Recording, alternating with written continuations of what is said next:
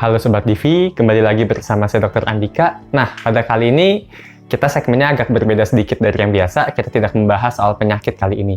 Kali ini saya akan menjelaskan kepada Sobat Divi, mungkin teman-teman yang masih SMA, yang ingin menjadi dokter. Nah, kira-kira apa sih yang dipelajarin selama kita pendidikan di Fakultas Kedokteran, dari kita masuk semester 1 sampai akhirnya kita lulus jadi dokter.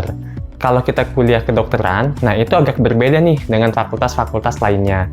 Nah, jadi setelah dari SMA kita lulus, maka kita akan masuk ke fakultas kedokteran pilihan kita.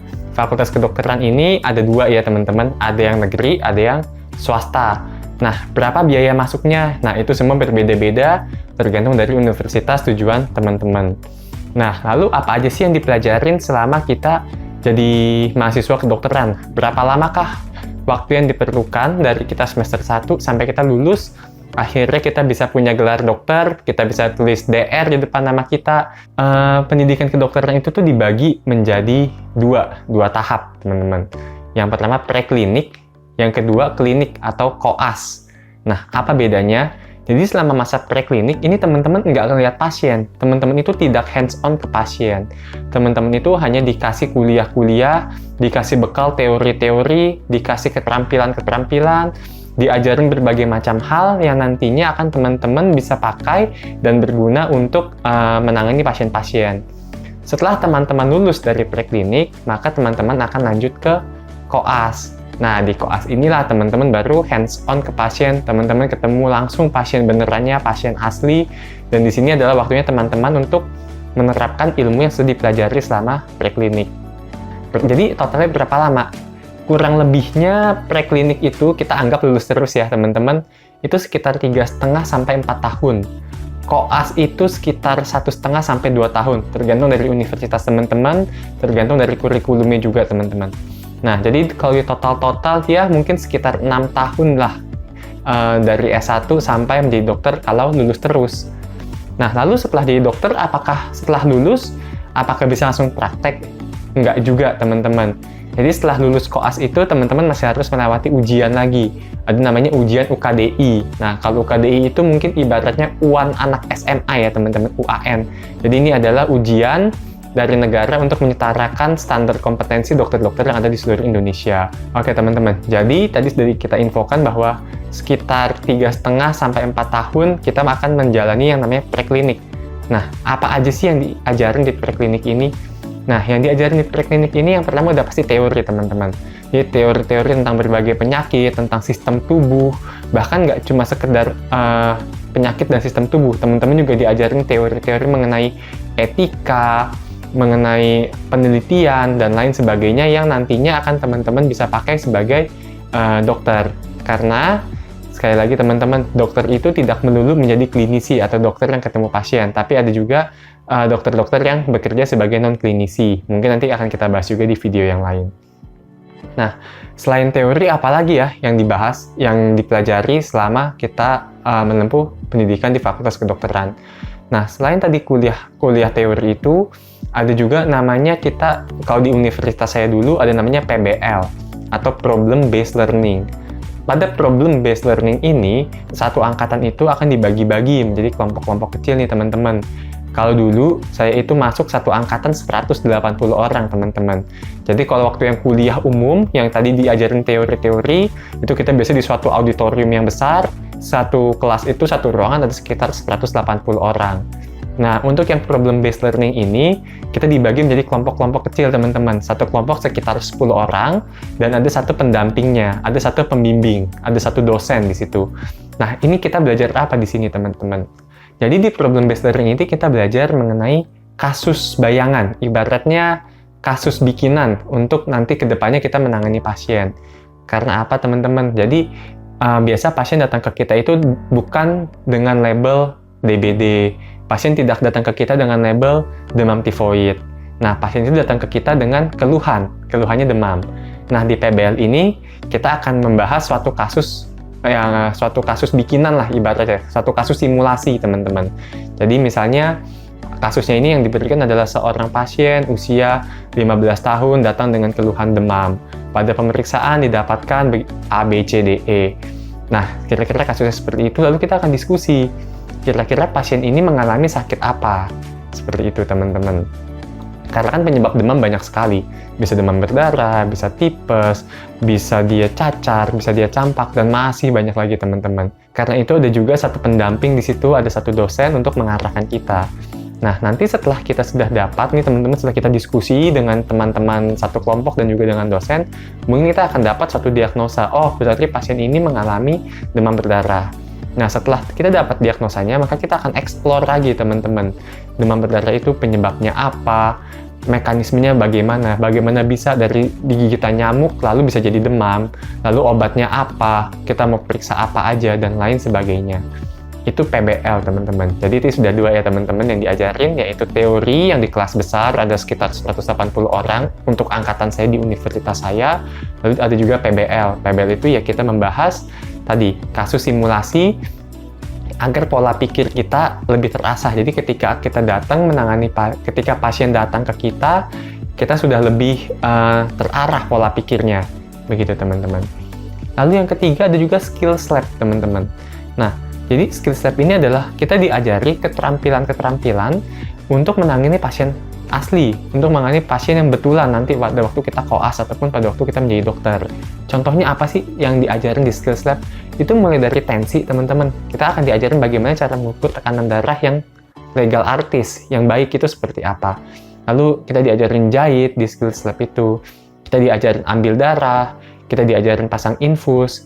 Nah, di skills lab ini ada yang menggunakan teman sendiri. Contohnya tadi waktu ukur tensi itu kita biasa ke sesama teman. Ada juga yang menggunakan manekin teman-teman. Jadi boneka-boneka coba itu misalnya kayak jahit, itu kita menggunakan manekin, kita menggunakan boneka-boneka coba itu teman-teman untuk kita latihan. Nanti ada ujiannya juga, apakah kita sudah bisa jahit, apakah kita sudah bisa tensi, dan tidak hanya keterampilan tangan loh teman-teman. Bahkan ada yang namanya di dunia medis itu ada istilah anamnesis. Anamnesis itu adalah menggali informasi pada pasien mengenai penyakitnya. Itu pun juga diajarin teman-teman. Jadi apabila ada pasien datang ke kita dengan keluhan A, nah pertanyaan-pertanyaan apa aja sih yang esensial, yang penting, yang harus kita tanyakan, itu pun dilatih teman-teman. Jadi nggak sembarangan pertanyaan kita tidak terarah, akhirnya kita nggak tahu mau diagnosa apa. Tapi ada poin-poin penting dalam anamnesa, dalam penggalian informasi pasien yang harus kita tanyakan. Jadi sudah 3 ya teman-teman, sudah ada bahas kuliah, bahas PBL tadi, simulasi kasus, bahas skills lab. Ada lagi teman-teman namanya praktikum teman-teman. Nah, praktikum ini pun ada banyak jenisnya. Mulai dari praktikum anatomi. Nah, praktikum anatomi ini mungkin yang paling membedakan mahasiswa kedokteran dengan jurusan lain ya teman-teman. Ya di situ kita betul-betul masuk ke lab anatomi, kita melihat kadaver ya teman-teman. Kadaver ya tentu bau formalin dan lain sebagainya. Kita belajar anatomi. Jadi kita akan belajar di situ ada tangan asli ya teman-teman, tangan asli kadaver. Nah, kita pelajari ototnya di situ karena otot tangan juga banyak sekali. Kita pelajari pembuluh darahnya, kita pelajari sistem sarafnya di situ, kita pelajari tulang-tulangnya teman-teman. Lalu misalnya nanti kita belajar rongga dada, ya kita akan belajarin paru-paru, kita akan hands on langsung, kita lihat langsung paru-paru itu seperti apa. Mungkin selama ini yang kita tahu paru-paru itu kita lihat di internet ya teman-teman, tapi ini kita lihat langsung paru-paru yang asli itu seperti apa, tentunya sudah diawetkan dengan formalin. Lalu tengkorak, kita lihat nanti di struktur-struktur di tengkorak itu ada tulangnya apa saja, ada saraf apa saja yang ke sana. Terus selain praktikum anatomi ada juga kayak praktikum histologi. Jadi praktikum histologi itu kita melihat sel-sel tubuh kita di bawah mikroskop. Misalnya otot jantung. Nah, di bawah mikroskop itu otot jantung itu seperti apa sih? Otot sel kulit. Nah, di bawah mikroskop itu sel kulit itu seperti apa? Dan masih banyak praktikum lainnya. Ada praktikum biologi, ada praktikum biokimia.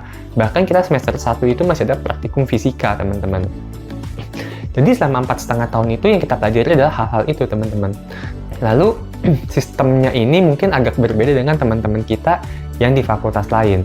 Di fakultas kedokteran ini, kita sistem cara belajarnya itu saat ini seperti anak SMA, teman-teman. Jadi mungkin kalau teman-teman kita di fakultas lain, mereka bisa mengambil SKS, ada pilihannya. Misalnya semester 1 IP-nya dia 3,5, maka semester 2 dia berhak mengambil sekian banyak SKS. Jadi bisa aja si A dan si B itu adalah mahasiswa di fakultas, misalnya taruhlah fakultas ekonomi di suatu universitas yang sama, di angkatan yang sama. Mungkin aja di semester 2 atau semester 3 mereka mengambil mata kuliah yang berbeda, teman-teman. Si A ngambil mata pelajaran apa, si B ambil mata pelajaran apa, dan mungkin aja mereka ambil SKS yang berbeda juga. Tapi kalau di Fakultas Kedokteran itu nggak bisa, teman-teman. Semuanya itu udah kayak dijadwalkan kayak anak SMA. Pokoknya semester 1 ya belajarnya bab 1, bab 2, bab 3. Nanti semester 2 belajar bab 4, bab 5, bab 6. Nggak peduli teman-teman sepinter apapun, teman-teman pokoknya SKS-nya akan sama, teman-teman. Jadi nanti pelajarannya pun selalu akan sama. Jadi kita nggak bisa lompat-lompat, kita nggak bisa pilih-pilih mana yang mau kita pelajarin duluan, itu nggak bisa. Semuanya berjalan sesuai sistem, ya ibarat anak SMA lah, teman-teman. Lalu kalau dulu di SMA saya, teman-teman, itu ada istilahnya akselerasi. Jadi untuk anak-anak yang sangat pandai atau jenius, mereka dapat menyelesaikan sekolahnya dalam waktu 2 tahun. Nah, tapi di Fakultas Kedokteran itu nggak bisa ya, teman-teman. Seperti yang tadi sudah saya infokan bahwa semuanya itu sudah ada paket-paketnya lah ibaratnya. Semester 1 harus selesai sampai tahap mana, semester 2 sampai tahap mana. Dan setiap bab ada ujiannya, teman-teman. Jadi ujian di Fakultas Kedokteran itu cukup banyak, cukup sering juga. Jadi kita ada ujian teori ya, teman-teman. Ujian teori itu ya setiap bab ada, kalau dulu di fakultas saya ada mid, ada end. Jadi ada mid test, ada end test. Nah, itu jadi kurang lebih dalam setiap 3 minggu sekali lah kita ada ujian teori setiap bab itu, teman-teman. Lalu ada juga tadi ujian skills lab yang tadi tuh. Jadi misalnya kita udah belajar jahit, maka beberapa hari kemudian kita akan diuji, kita akan dinilai.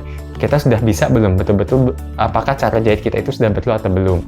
Lalu pasang infus, apakah kita sudah bisa pasang infus dengan betul. Apakah cara kita sudah benar. Ya kalau nggak lulus tentu kita harus mengulang. Dan ada ujian praktikum juga. Jadi setelah kita belajar anatomi selama 1 bab, nanti di penghujung bab akan ada ujian anatomi, histologi ada ujiannya, dan lain sebagainya, teman-teman. Tiap beberapa semester sekali, ada yang tiap semester, ada yang tiap tahun, ada yang tiap 2 semester, itu ada ujian besar, teman-teman. Ada yang ujian besar teori, ada yang ujian besar skills lab. Jadi ada ya untuk naik tingkat lah ibaratnya, kita ada ujiannya lagi. Dan yang paling penting, sebelum kita koas, teman-teman, sebelum kita hands-on langsung ke pasien, itu kita ada ujian besar juga, teman-teman. Ujian besar teori plus ujian besar praktek. Ketika kita sudah lolos itu, baru kita boleh lanjut ke koas, teman-teman. Karena nggak mungkin kita secara teori belum bisa, secara teori kita masih belum mampu, tapi kita sudah, atau secara praktek skill kita masih kurang, kita sudah langsung hands-on ke pasien.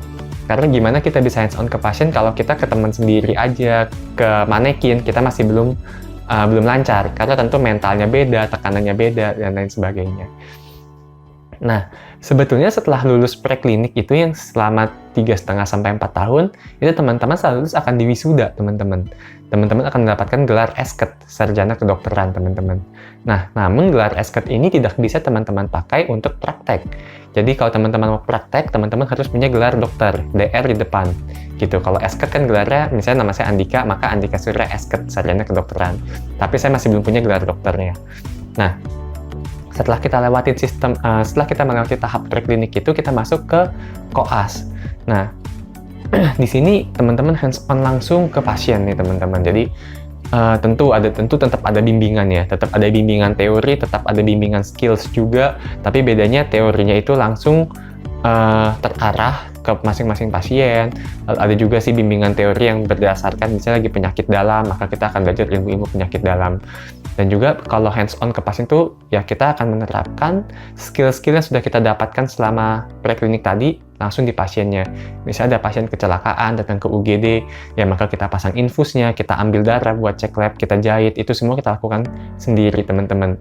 Tentunya yang kita lakukan itu akan tetap di bawah supervisi senior kita, tetap di bawah supervisi dosen pembimbing kita, teman-teman. Di bawah dokter, di bawah konsulennya, di bawah dokter spesialisnya. Nah, koas ini kurang lebih 1,5 sampai 2 tahun, teman-teman.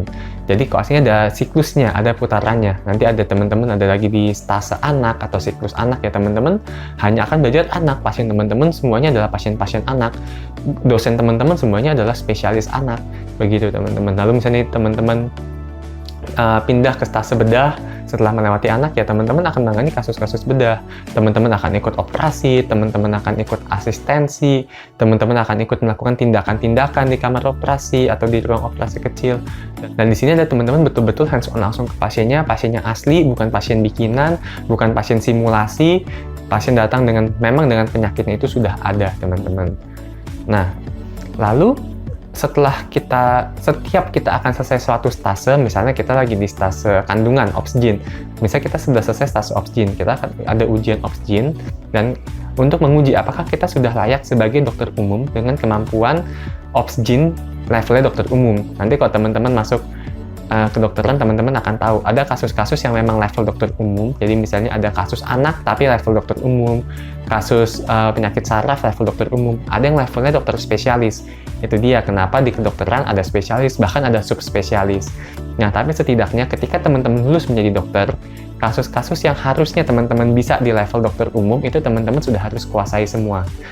Nah, setelah kita lewati semua putaran koas itu, nanti yang TC bilang, teman-teman belum bisa langsung menyandang gelar dokter, teman-teman. Teman-teman masih belum bisa praktek. Teman-teman harus ujian dulu, ujian UKDI atau ujian nasional, ujian kompetensi dokter Indonesia. Nah, kenapa ini harus dilakukan? Karena teman-teman tahu juga bahwa fakultas kedokteran di Indonesia ini banyak sekali, teman-teman. Untuk menyamaratakan kualitas lulusannya itu agak susah. Karena itu salah satu upaya yang dilakukan adalah dengan UKDI ini, supaya standar dokter di Indonesia itu sama, teman-teman. Kasus-kasus yang harus ditangani itu semuanya sama. Nah, setelah teman-teman ujian UKDI, itu ujian teori ya, teman-teman. Jadi kita nggak ke pasien itu. Ada lagi ujian prakteknya, teman-teman. Jadi, yang saya bilang, kedokteran itu kan ada teori, ada juga kita belajar skill-skill. Nah, ujian praktek itu namanya OSCE nasional. Jadi itu nanti pengujinya pun dari berbagai universitas. Jadi misalnya dari Universitas A akan datang ke universitas tempat kita belajar, dari Universitas B akan datang ke universitas kita belajar untuk sebagai penguji. Begitu juga dosen-dosen dari universitas kita akan dikirim ke univ-univ lain sebagai penguji. Ini agar untuk menghilangkan bias, teman-teman. Jadi pengujinya itu ada dari internal, ada dari eksternal. Nah, setelah ujian UKDI tadi yang ujian teori lolos, lalu ujian praktek OSCE nasional itu lolos, barulah kita dinyatakan lulus sebagai dokter. Tapi apakah sudah bisa langsung praktek? Belum juga, teman-teman. Nah, tadi kan kalau kita habis lulus preklinik, kita itu akan menyandang gelar S sarjana kedokteran. Nah, ketika kita lulus tadi itu, koas, UKDI, OSCE nasional, nah, itu kita akan dapat gelar, kita akan disumpah, teman-teman. Sumpah dokter namanya.